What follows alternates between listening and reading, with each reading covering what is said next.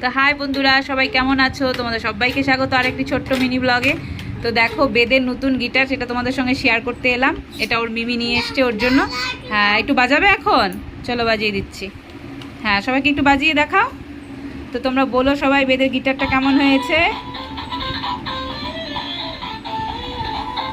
তো এই যে আমার ছোট্ট সোনা বাবা বেদ, আর ওর দেখো কি অবস্থা। এর আগে একবার হয়েছিল, তোমাদের সঙ্গে শেয়ার করেছিলাম।